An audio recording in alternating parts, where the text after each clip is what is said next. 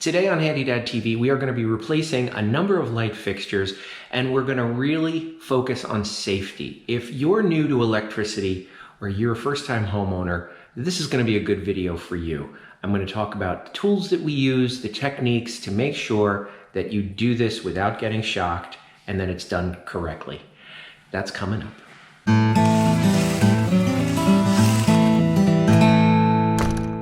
This is an unsponsored video. However, the fixtures were provided by Lights.com for promotional purposes. Welcome to HandyDadTV. I'm Chris Heider, your virtual dad in the cloud, and today I'm going to replace a few light fixtures for a friend of mine who just bought a new house down here in Barnegat, New Jersey. Now, she does not like electricity at all. Her father was actually electrocuted when she was younger, and so she has a big fear about it. And if you are a new homeowner or you don't like electricity yourself, I'm going to show you everything you need to know to do this yourself. But please, if you are not comfortable after watching this video, please call a professional. Before we get into anything, the first thing you need to know in your house is where the circuit breaker panel is. That's this box. Sometimes it's in a garage, which they have a garage, so that's where it is. Sometimes it's in a basement. Sometimes it could be in a bedroom, in the back of a closet. You never know. But this is the circuit breaker panel. And what these basically are safety switches for all of the circuits in your home. And typically, especially in new homes, they wire them very thoroughly, they label them, and they show exactly which circuit is in each one of the rooms. Now what we can see here, this breaker at the top is a 200 amp breaker. That means they have 200 amp service in this house. If you were to turn that off, it turns off all the electricity to all the circuits in the house in one fell swoop. So if you have any kind of electrical emergency in your house, that's the one you should reach for. Just pop it off and then worry about figuring out what went wrong. Now, each one of the circuits is clearly labeled in this house. And we're going to be working in the kitchen to begin with, and we've got a number of kitchen circuits. This one here, that one, and there's also one over here that says kitchen lights. That's the one we're going to be working on first, is the lights in the kitchen. You can also tell that there's a little 15 on it. That means it is a 15 amp circuit. Typically in your house, you're going to find 15 amp or you're going to find 20 amp. So not that it matters for what we're doing here today because we're not doing any wiring, but that's just good for you to know. So these are three of the testers that I keep in my electrical toolbox. And that's the toolbox. This one is exclusively for testing wiring in outlets. So we're not going to be doing that today. I'm going to be putting that one aside. These two are the ones that I'm going to be using today. This one is considered a non-contact voltage tester, and this one is a contact voltage tester. This is the one I've used for, most of my life. It's got two probes on it and a little light in there, a neon light that when you connect it to voltage, the light lights up. Really simple, idiot-proof. This one, however, you push a button and you just touch it to a wire, a hot wire or something like that, and it lets you know. Like I turn it on, and it beeps when it has power. Now, that works fine for outlets, but it's also going to work for the lighting. Now I'm going to start by taking this down, and I know the power is still on, even though I know which circuit breaker is correct, but I want to show you how to use these tools.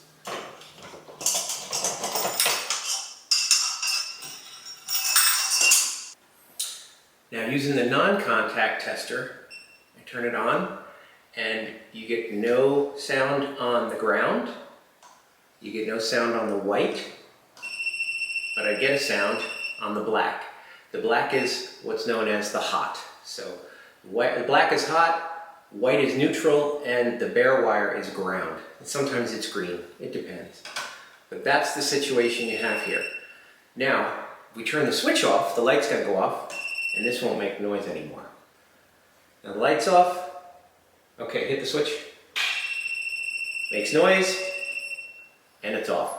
So now I know that I can take these off because the power is off. The switch actually cuts off the power. All right, I took the wire nuts off, and I did that very carefully. I didn't touch the wires. But now I can use my contact voltage tester and just touch these two wires together. and I get no voltage. Now turn on the switch for me, and now the light lights up. I don't know if you can see it on camera, but I see it here. Now the other thing to test is when you cross the white wire and the ground wire, you get no voltage. But when you cross the black wire with the ground wire, you also get voltage. So the light lights up on that one too. So the black one is the one that you'll get a shock from, not the others. And one thing that I like to do, before I ever touch wires, I will still do a test to make sure that it's off. I'll just take a normal screwdriver and I will cross them together just to make sure before I touch those wires, I want to know for sure that the power is off. Because you never know. These things, they could be wrong. They could have a malfunction of some sort. So I always cross those, and I always cross the ground and the black. Just to make sure, and now I know the power is off. Now, worst case scenario, if the power is still on and for some reason you need to test it, I just want to show you what it looks like if you do this test. And it is going to produce a spark, but I'm going to be fine. It's an insulated screwdriver.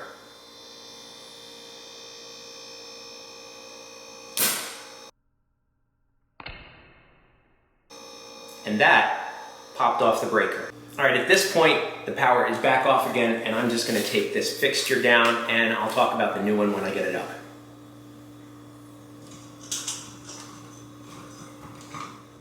Now this light is called the Hanover Small Open Frame Light. We're going to be putting 2 of them over this bar right here. So the little ones that came from the builder were just too small. So this is a much nicer and classier design. So all we've done so far, and you can see the wire on it is huge and it comes with a very long chain. So all we've done is shortened the chain and put the wire through it. And now I'm going to hang it up there. When connecting a fixture like this and you've just got these the black wires coming up through the chain, one thing to know is that one side of the wire has a writing on it, or sometimes it's ribbed, or sometimes both. This one I can see it has writing on it. So the one with the writing is the one that you connect to the white side. The white wire gets connected to that. This will be the black wire. Stupid freaking thing! The mistake that I made is that I kept the bracket up there from the old light, and it's really hard to get this wire through, so I am going to wind up taking the bracket down. There's nothing I can do about it.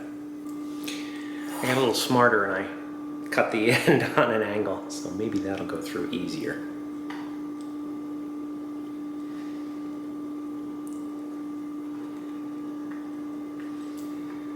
Success.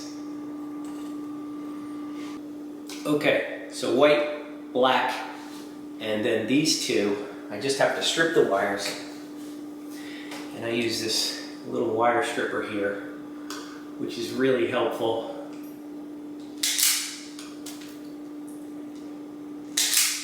I've referred so many sales of these things on Amazon. I'll put the link to it down in the video description. If you don't like stripping wires, this thing is really easy to use. Now the ground wire is going to get connected to the green screw on the bracket. The one with the writing on it is the white wire. I like to twist the strands and then I wrap it around in the direction that I'm going to tighten it. Righty-tighty. And then I'm going to put the wire nut on until it gets tight, and then I'm going to yank on it to make sure that it's good. And for good measure, you can put electrical tape around it if you want to. Do the same thing with the black wire, twist it around.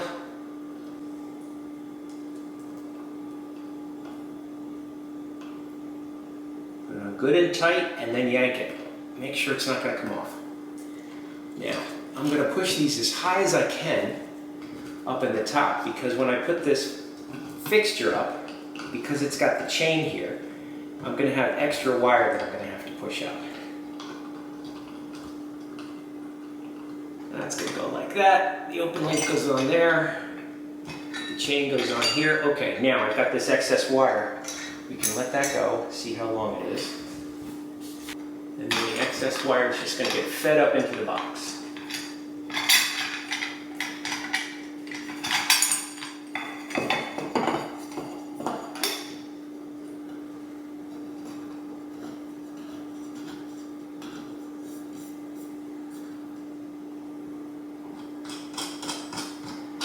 The last step is the chain at the top gets tightened, and that's it. Okay.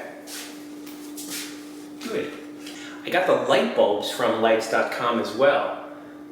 These are LC004057. I'll put a link to all this stuff down in the video description. These are actually crystal LED bulbs, so they're heavy. They feel heavy. They're serious bulbs. And they're going to look beautiful on this fixture. And these little candles are adjustable, so you can pull them up and not see the very base of the bulb, so they'll look even prettier.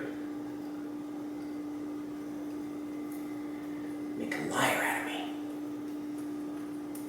There you go. Wow, that is gorgeous. Gorgeous. I purposely did them one at a time so we could see the difference. This is the old original builder's fixture that probably cost them, I don't know, $20. These are much nicer, beautiful. So now we just have to replace the other one. Now this is the other pendant in the kitchen, and this one is wired exactly the same way, except you can tell that there are 2 blacks and 2 whites and 2 grounds. So what that means is that the switch wire comes in, brings power into this light, and then sends it over to the other light. So that's why there's only 1 wire there. But this is going to be wired the exact same way with the wires just like we did on the other one. The third fixture being upgraded was in their entry foyer that features this beautiful tray ceiling and crown molding. The wiring for this fixture was exactly the same as the pendant lights, but the mounting was slightly different because there was no chain. This is a Kingston Mini 4-light chandelier in polished nickel, and I'll show you the finished look in a minute. The big reveal. Look at those. Are they not beautiful? Not only the fixtures, but those bulbs just make it. They weren't cheap, the bulbs, but they are definitely worth it. And even when they're off, they're pretty. The way they sparkle with the faceted glass on them is just really pretty. I can't explain it. I'm sure it doesn't do justice on the camera, but it looks great in person. And this is the small size. These fixtures also can come in a medium as well as a large size. Perfect accent lighting over the island. And here you can see how that elegant chandelier really classes up the foyer. This one uses ordinary candelabra bulbs behind opal glass shades with matching metal bands. You can find links to all these fixtures and tools down in the video description. Hopefully this video gives you confidence to handle your own lighting project. Please give it a thumbs up before you leave, and I'll see you in the next one.